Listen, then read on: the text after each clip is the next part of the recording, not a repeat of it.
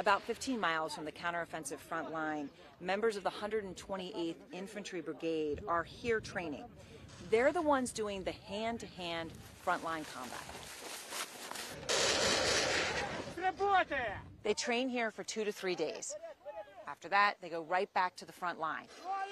And then they stay there for 3 to 4, and then they do the cycle again. Yes, we are ready. We are waiting for this.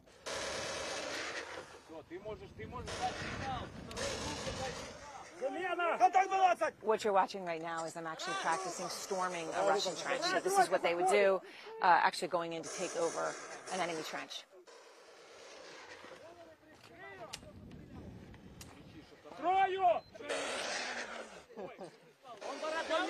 Some of them are wearing lasers on their bulletproof vests, and when the lasers light up, it means that they're dead.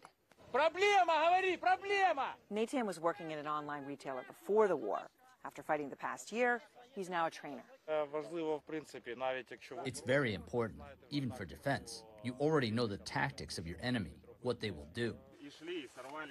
The front line, of course, is massive, but most of the fighting is happening in incredibly small spaces, just like these, along tree lines on the counteroffensive front lines. What these soldiers are doing is actually practicing laying tripwires with grenades on the end, and that is what so much of the combat is right now, both offensively and defensively, finding and laying these tripwires.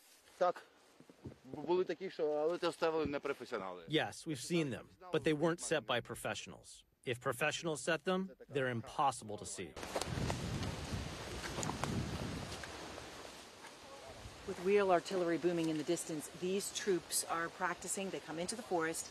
They're practicing to see if they can find those traps and practicing to see whether they'd live or die.